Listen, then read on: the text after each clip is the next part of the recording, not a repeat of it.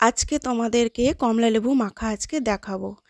একটা লেবু যখন টক হয় সেই লেবুটাকে এমনি তো খাওয়া যায় না, তখন একটু মাখা করে খেলে দারুণ লাগে। চলো আজকে কিভাবে এই লেবুটাকে মাখা করছি দেখাই। প্রথমে ধনেপাতা দিয়েছি, তারপরে একটু চিনির গুঁড়ো দিয়েছি, তারপরে বিট নুন, তারপরে কাঁচা লঙ্কা আর একটা শুকনো লঙ্কা পুড়িয়ে নিয়েছি, আর একটু সর্ষের তেল। তো চলো এটাকে আজকে আমরা মাখা করি, দেখি কেমন লাগে খেতে। তো আজকে ফার্স্ট টাইম মাখা করছি।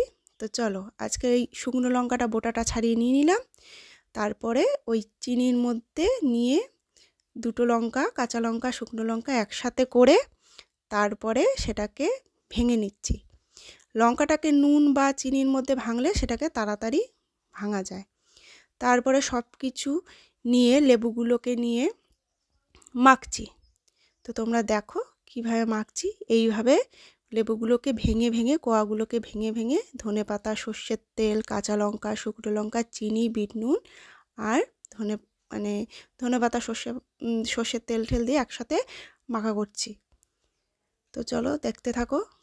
এইভাবে সবাই মাখা করে খেয়ে দেখবে কত সুন্দর লাগে। লেবুটা টক হলে কিন্তু খাওয়া যায় না, সেই লেবুটা ফেলে দিতে হয়।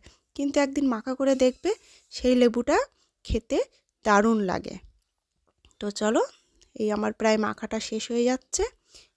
এইবার এইটা আমি তোমাদেরকে খেয়ে দেখাবো কেমন লাগে।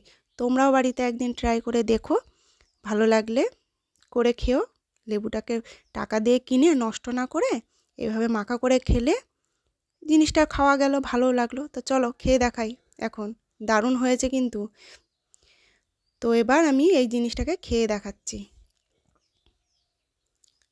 আগে থেকেই আমার দেখেই জিভে জল চলে আসছে। মেয়েদের তো টক দেখলে তো পাগল হয়ে যায়।